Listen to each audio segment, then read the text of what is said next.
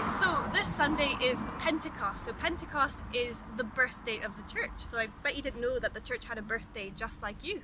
So what you can do is you can make a cake on Sunday, light some candles and sing happy birthday to the church. So a birthday is really exciting. There's a party, there's friends, there's a celebration. But before this big birthday party of the church, guess what? The disciples were stuck inside. They were waiting, bored, maybe a bit lonely, maybe a bit afraid, stuck behind these doors until God gave them this amazing gift. So you could probably relate to that a wee bit. You're not able to see your pals, you're stuck inside. But I want you guys to have hope that after waiting, there's always a great gift from God. So go ahead and listen to this story, and may your hearts be filled with hope and the promise that's to come. So this is called God Sends Help.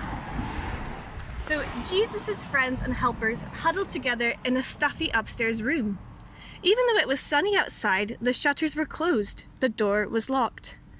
"Wait in Jerusalem," Jesus had told them. "I'm going to send you a special present. God's power is going to come into you. God's Holy Spirit is coming." So here they were, waiting. Actually, mostly what they were doing was just being scared and hiding, and you can't blame them. Their best friend had left, the important people and leaders were after them, and Jesus had given them a job they didn't know how to do. As they waited, they were praying and remembering how from the beginning God had been working out his secret rescue plan. Suddenly, a strong wind filled the little room, whistling through the walls, rustling the straw on the floor. And there on everyone's heads, shining in the gloom, were flickering flames.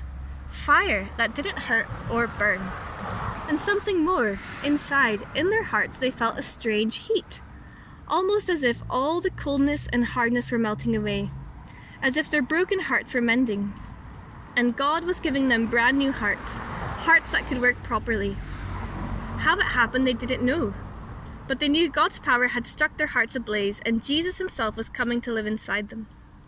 They had seen Jesus go away, but now he was closer than he had ever been, inside their hearts. And this time, nothing could ever separate them. Jesus would always be there, with them, loving them, whispering the promise that would get rid of the poison and the terrible lie and the sickness in their hearts. God's wonderful promise to them: "You are my child and I love you. Make your home in me, as I make my home in you," Jesus had said. Could it be? Heaven was coming into their hearts.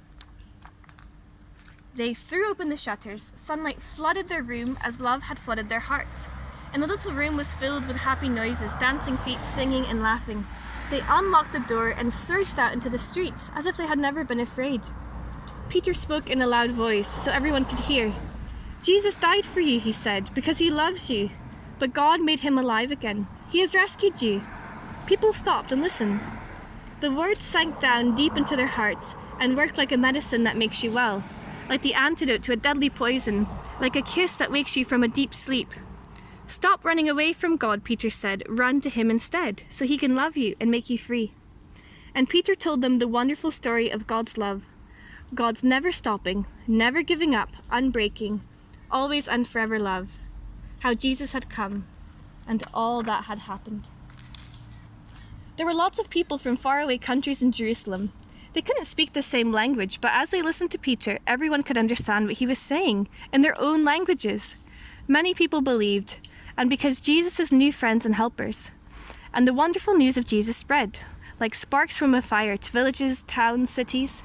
Every day, more and more people believed. And so it was that the family of God's children, his special people, grew. One man was watching. "I'll stop this," Saul said, but this was God's plan, and nothing in all the world would ever be able to stop it.